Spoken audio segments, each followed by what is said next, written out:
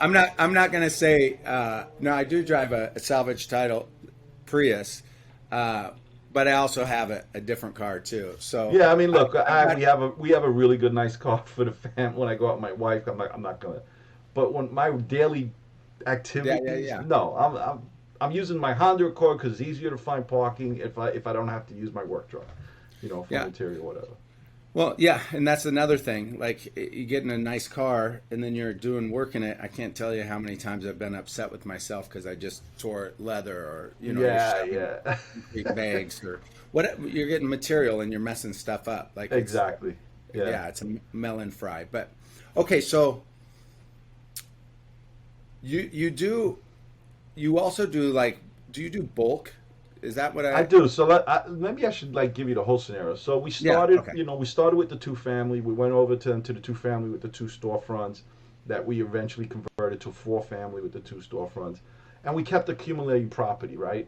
And one every year, one every other 2 years, depending on what we were able to save as a down payment. Because since we were self-employed, we had to come up with a lot of money, minimum Yeah. 25-30% to get away with the PMI insurance and those other costs. So um, my dad says to me, the neighborhood he had the store in and where I had the video store in wasn't the best of neighborhoods. There was a lot of vacant lots. It was New York City in the '80s. It wasn't what it is today, and there was a lot of boarded up property as well. So there was a lot across the street where people in the restaurant industry would instead of paying the private carters would dump their garbage there, and we'd have the smell and the rats coming over all the time. So my dad says, find out who owns this property. Let's see if we could buy it from them just to clean it up, so we don't have to deal with the smell and the rats. And bought the property for $70,000. It was just vacant land. We fenced it, we cleaned it, we rocked it to keep the weeds down as much as possible. And people started coming to the store asking me if I would rent them a parking space there. Mm. So I was like, okay. We ended up renting 25 spaces at $150 a pop for Wow. $70,000 investment. That wasn't the Wow. plan. That wasn't the plan. So fast forward a year later, I now take that $150 a month. We didn't spend 1 red cent of it. We keep putting it into an account, a separate account, and other than paying the kid $50 every 2 weeks to go pull the weeds and clean um, and of course the real estate taxes, which were very minimal. We buy the lots across the street. So, but before we buy the lots across the street, now we have this money. I get a developer that comes to me and asks me if I would sell him those two lots, the original two lots. Now we have a contract for the two lots across the street. Well, we're negotiating that contract, I should say. So we ended up selling the two lots for $160,000. So I'm thinking, this is great, right? It cost me Yeah. $10,000 to clean it. We're making about $80,000 in 1 year. Plus we rented to 25 cars at $150 a pop. I'm moving right across the street. I'll do the same thing. I'm buying that for 70. So now we finally negotiate that deal. I do a 1031. I didn't even know what a 1031 was. The real estate attorney tells me, listen, instead of paying taxes, you should do a 1031. And I said, what's that? And he explains it. So I now have 80 grand after we buy the property across the street with the cleaning it up and fencing it. But I know I'm going to have $80,000 left. I says, I don't want to pay taxes on this. I take that $80,000 and I went and put it down in two more properties Mm. on the 1031, right? So Yeah. now we got the two lots plus two more dwellings and two more four-family dwellings, right? Now we do the same thing across the street with that lot, and within 6 months we sell that to another developer for $370,000. Wow. This is not planned, John. Yeah. This is all evolving as we're going. Right. So I was like, wait a minute. I said, maybe we're onto something. So now we buy the two lots around the corner that are much bigger for 235, and we take the difference that was left from the 370, and we buy two more properties with that. One was a two family, the other one was a two family with a storefront in the same neighborhood. So now the one with the lot that we bought for 235, we held on to that for about 6 to 7 years, and we sold that for 1.6 million. Wow. And then we take all that money. We didn't take 1 red cent either, and we just did 1031s again, and we bought multiple properties with that. So, you know, but the entire time, all these properties that we bought needed full gut jobs, full renovation jobs. So that was another whole learning curve because I'm not going to kid you, John, we got robbed. I mean, I got robbed the first 3 years on the renovation with contractors and material. I got robbed so bad, these guys should be in jail. You know, Wow. literally. Yeah. That's how bad we got raped. Um, but again, learning experience, and it never happened again, right? So, Yeah, usually that's what happens. You pay the price once and now you're hypersensitive to it. oh my God, yes. Like contractor comes to me, says he needs a deposit. I said, walk out the door. You know, I'm making sure the material's on the job, so you don't have any costs. Your labor is your cost, so I'll pay you according to what you do. So I want to touch on something here that you're not touching. It sounds like these investments. So I think this is key for people listening. So you're not touching that money. So technically, you're making your money doing something else. You have a Yes. different day job, right? Well, that was Technically. when we had, at the time, we had, you know, it was a video store first, then the beeper business, then the Okay. cell phone business. And all simultaneously, we had another 14 ATM machines out that we were putting in different Mm. locations. I had two laundromats.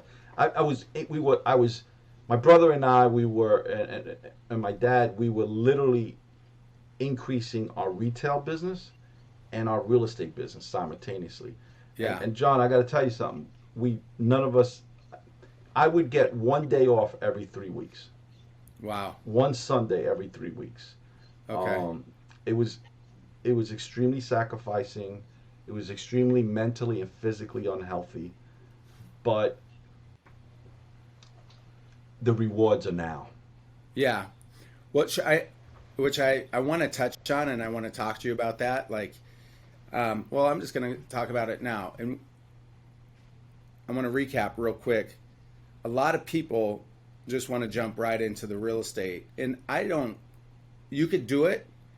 I just think like being able to, if you have a business, you're an entrepreneur, whatever, and you're able to straddle that, great, and be able to invest in real estate, not necessarily take from it, and take that income that you're getting and redeploy it back out. That's been our model too. So it's talking to you. It's very interesting how similar our models are. I didn't have ATM machines and stuff like that. I was more like I worked in car finance and I worked 5 days on, 5 days off, 2 days on, 2 days off. So I worked half the month. So the half I wasn't working, I was doing real estate, right? Okay.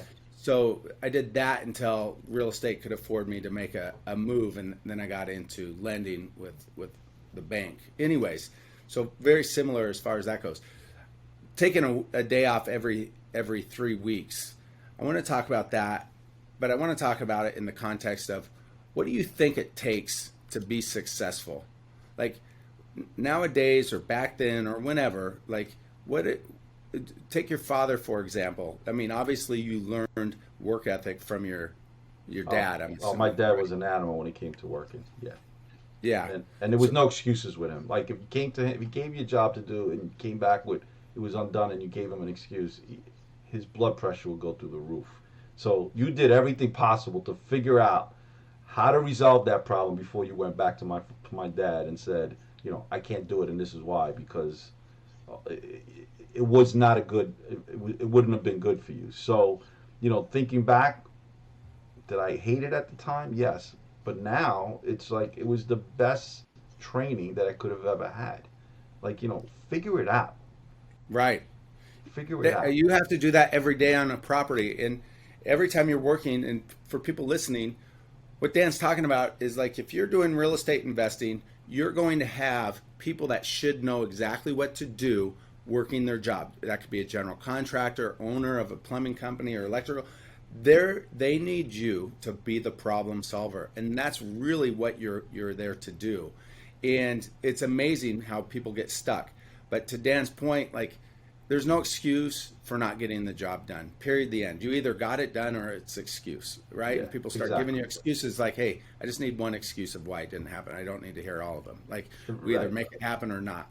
So hard work and do what you say you're going to do, Right. right? I And mean, I gotta say, your spouse, that significant other, whoever that may be, has hmm got to be on the same board with you. Like, you can't have two horses pulling the wagon and going in different directions, one to the right, one to the left. It won't go anywhere, right? Yeah, you have Right. to be pulling that wagon together.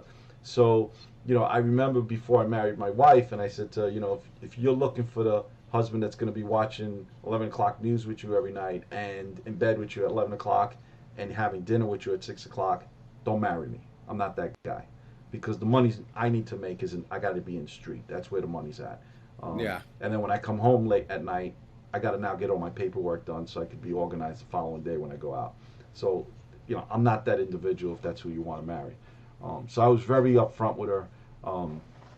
And you got to be on the same board. If you're not, it's just something's going to suffer, your family, your kids, or your business. And most of the time, it's all three.